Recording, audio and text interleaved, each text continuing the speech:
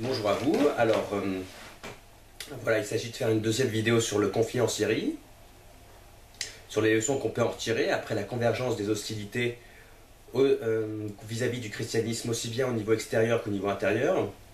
Alors, je voudrais tout d'abord fustiger le manque de lucidité des chrétiens, par rapport notamment aux responsables du Vatican. Le pape, par exemple, s'est rendu en Turquie et il a été très content d'être reçu par Erdogan. Il a notamment appelé à la fin des persécutions. Mais est-ce qu'honnêtement c'était courageux de faire ça? Est-ce qu'il aurait peut-être pas fallu fustiger l'attitude de la Turquie qui soutient véritablement le terrorisme? Est-ce que ça n'aurait pas été plus fructueux? Parce qu'au final, la Turquie n'a jamais autant soutenu le terrorisme, puisqu'elle s'est vue légitimée par le responsable des chrétiens. Il ne faut pas oublier que les groupes terroristes que soutient la Turquie au nord-ouest de la Syrie, ce sont ceux qui ont le plus commis de massacres antichrétiens. Parce que bon, l'État islamique en Syrie, ils ont surtout conquis la partie est de la Syrie, et c'est une partie qui n'est pas très peuplée, où il n'y a pas énormément, enfin c'est une grande partie d'un point de vue au niveau de la superficie, mais c'est pas énormément peuplé, il n'y a pas énormément de chrétiens. Et les chrétiens, les groupes qui ont le plus fait souffrir les chrétiens en Syrie, ce sont des groupes qui sont soutenus par la Turquie. Par exemple à Alep, le dimanche de Pâques, ils ont, comment dire, leur manière de souhaiter une bonne Pâques aux chrétiens, c'est toujours de les bombarder un maximum à ce moment-là. Chaque fois qu'il y a une grande fête chrétienne, ils mettent le paquet au niveau des bombes qu'ils envoient, enfin des mortiers, des roquettes, voilà, de tout ce qu'ils envoient. C'est d'autant plus navrant qu'au final, voilà, ça n'a strictement donné aucun résultat, la visite du pape en Turquie. Ça a juste légitimé un pays qui, comment dire, qui s'est souvent distingué par son hostilité au christianisme. Et ça n'a donné aucun résultat. Ça a juste déshonoré le Vatican. Et un mois plus tard,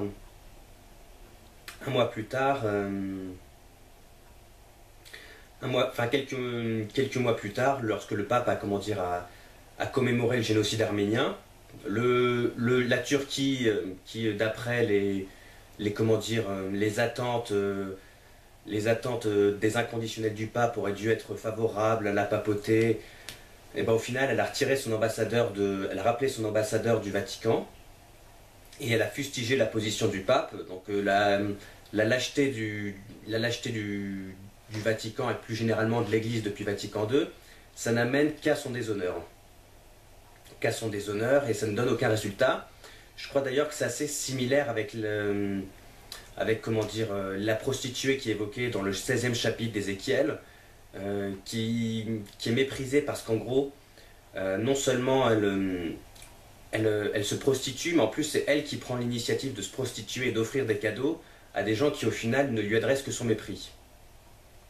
D'autre part, ça n'a donné strictement aucun résultat, cette visite du pape, aucun résultat positif, cette visite du pape en Turquie, à part de recevoir plus de mépris et de renforcer la persécution des chrétiens.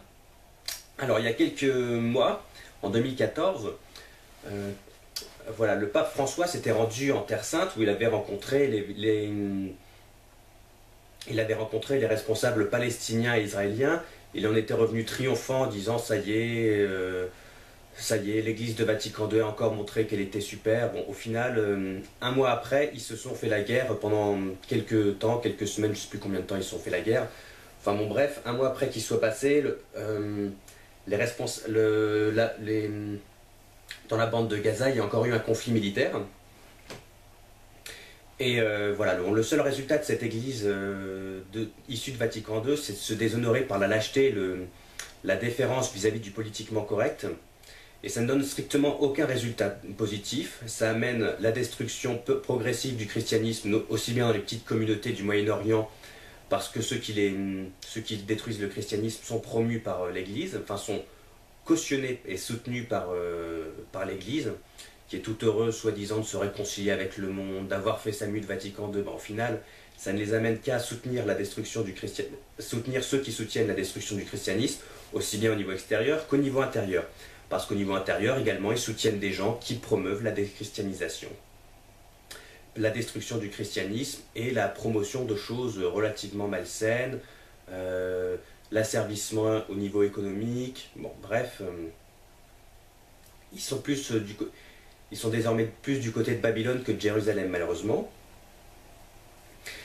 Autre absence de résultat, au final, cette attitude de l'Église depuis Vatican II, ça permet de légitimer des personnes qui, comment dire, des forces qui sont antichrétiennes et qu'il aurait davantage fallu fustiger, qu'il aurait fallu dénoncer, parce qu'en les renforçant, au final, on légitime leurs fruits. Et les tenants du Concile de Vatican II s'imaginent qu'en étant consensuels, en voulant faire plaisir à tout le monde, ils risquent ils vont favoriser les conversions, ou en tout cas, ça n'amène aucune conversion. Au contraire, comment dire, les chrétiens se mettent à culpabiliser, voient leur foi s'affaiblir et diminuer, parce qu'au final, si les personnes qui sont de l'autre côté sont légitimées, ça veut dire qu'eux n'ont peut-être pas forcément d'avoir raison, n'ont pas forcément raison d'être de leur côté, d'être chrétiens. Et donc ça n'amène strictement aucune conversion. Et d'autre part, ça n'amène strictement, ça n'amène pas les chrétiens à renforcer leur foi et comment dire, alors que le rôle du berger, c'est au contraire de protéger ses brebis contre les loups déguisés en agneaux. C'est au contraire d'être vigilant vis-à-vis des forces extérieures qui peuvent s'avérer mauvaises. Et c'est historiquement le rôle qu'a tenu le christianisme, de dénoncer tout ce qui pouvait s'avérer mauvais au christianisme et plus généralement à la société et à l'homme, plutôt que de le cautionner dans le vain espoir d'avoir les lauriers du politiquement correct, tout simplement. Et d'autre part, comme ça a donné l'image d'une foi faible et tiède, qui ne croit pas en elle-même, mais qui au final légitime davantage ce qui lui est différent, ça n'a pas amené grand monde à se convertir au christianisme, bien au contraire. Alors, voilà, et c'est absolument contraire au message du Christ dans les évangiles, en particulier celui de Saint Jean, qui nous dit qu'en gros, il ne faut pas être de ce monde, c'est-à-dire, il ne faut pas verser dans le politiquement correct, parce que si on verse dans le politiquement correct, on trahit en quelque sorte le message du Christ qui est intrinsèquement sulfureux et qui ne fait pas plaisir au monde, tout simplement. En termes freudiens, il nous demande de choisir le principe de réalité plutôt que le principe de plaisir. Voilà, je ne vais pas faire toute une dissertation là-dessus, mais nous, on a vocation à être en quelque sorte les catéchones, les tauliers du monde, tout simplement, et ceux qui disent les choses désagréables mais nécessaires à sa survie. Et au final, et en faisant le contraire, on aurait tendance à soutenir en quelque sorte les forces de dissolution, les forces de chaos, et on ne réussit pas à faire la tâche qui nous incombe. À savoir, en quelque sorte, être les tauliers du bon sens au détriment de toutes les bêtises ambiantes, mais qui permettent au monde de subsister. Voilà, on peut également fustiger la lâcheté des chrétiens et leur irréalisme dans le domaine de la politique. Bossuet disait « Dieu rit de ceux qui déplorent les effets dont ils chérissent les causes ». Et d'un point de vue politique, si on est favorable à la survie des chrétiens au Proche-Orient, on ne peut que soutenir le régime de Bachar el-Assad. Effectivement, c'est peut-être pas forcément très agréable parce qu'on peut lui reprocher une ou deux choses, mais il ne faut pas avoir d'illusions. Si le régime de Bachar el-Assad disparaît, les chrétiens de Syrie et peut-être également ceux du Liban disparaissent également. Alors l'attitude des chrétiens assez lâche qui consiste à vouloir le beurre et l'argent du beurre, à vouloir à la fois soutenir les chrétiens mais en même temps refuser de s'impliquer dans le domaine politique, elle est complètement naïve et au final elle sera contre-productive parce qu'elle le soutien aux chrétiens d'Irak aux chrétiens de Syrie sera extrêmement la force de soutien sera amenuisée en quelque sorte, elle sera allégée par le fait qu'il n'y aura pas de volonté de lui donner un sens politique et voilà, lorsque le Christ est tué, il est tué par plusieurs entités. Notamment, il y a un monsieur qui s'appelle Ponce Pilate, qui est le gouverneur, et qui avait le pouvoir de, avait le pouvoir d'arrêter le meurtre du Christ. Et au final, il s'est lavé les mains. Ça veut dire se laver les mains, ça veut dire ne pas se mettre les mains dans le cambouis, ça veut dire se défiler. Et le fait qu'il y ait une sorte de lâcheté très présente dans le christianisme actuellement, qui consiste à ne pas vouloir s'impliquer dans le domaine politique, ne pas vouloir donner plus de sens, ne pas vouloir plus intégrer dans le réel leur christianisme, au final, ça amène une sorte d'effacement criminel du christianisme. Je voudrais également, au final, finir par évoquer les États-Unis d'Amérique, qui se présentent souvent comme un grand pays chrétien, ce qui est en très grande partie faux, parce que ce n'est pas un grand pays chrétien, c'est un grand pays protestant. Et le protestantisme, il faut rappeler ce que c'est une sorte de christianisme édulcoré qui a été inventé par la bourgeoisie, qui est apparu à la fin du Moyen-Âge, pour se décomplexer vis-à-vis du rapport à l'argent, et pour en quelque sorte se dire à la fois chrétien, donc se donner bonne conscience, tout en ne l'étant pas du tout, et au final en trempant en quelque sorte dans le monde moderne. Le protestantisme, c'est une sorte de faux christianisme qui donne l'impression d'être chrétien, tout en ne l'étant pas du tout, et qui au final n'amène qu'à l'effacement progressif du christianisme. Et c'est d'autant plus navrant que les États-Unis, au final, ils se disent un grand pays chrétien et ils promeuvent quoi? Ils promeuvent la destruction du christianisme, ce qui est quand même relativement absurde. Et voilà, dans ce pays notamment, il y a une grande partie des protestants qui sont sionistes. Et au final, leur sionisme, ça les amène à quoi? Ça les amène à soutenir, bon, non seulement un certain nombre de blasphèmes qui sont inhérents au judaïsme, mais également ça les amène à soutenir une politique de destruction des chrétiens. Et moi, la question que j'aimerais leur poser, c'est est-ce que véritablement votre christianisme consiste à faire disparaître le christianisme? Est-ce que ça a un sens, tout simplement? Alors, d'autre part, je ne souhaite pas qu'on accable les États-Unis. Nous, les Français, on a été autrefois la grande nation chrétienne qui défendait les chrétiens au Proche-Orient. On était en quelque sorte les protecteurs attitrés. Et notre rôle vis-à-vis des États-Unis, c'est d'expliquer ça, de montrer ce que c'est que d'être une grande nation chrétienne, véritablement chrétienne, qui au final défendent les intérêts du christianisme et non pas ce que fait les États-Unis, à savoir défendre les intérêts du sionisme, des multinationales, des islamistes, enfin discrètement mais sûrement.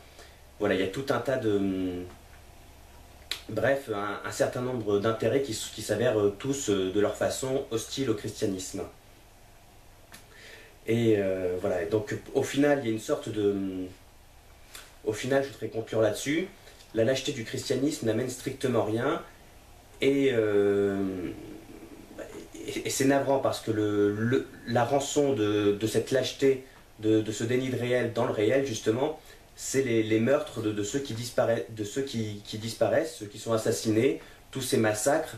C'est ça, c'est de se rendre compte qu'en gros, tout ce pourquoi on estimait devoir en quelque sorte travestir le christianisme, devoir l'édulcorer, ça s'avère foncièrement criminel et ça ne donne aucun résultat. Et par rapport à ça, je vais faire ma transition vis-à-vis de la troisième vidéo.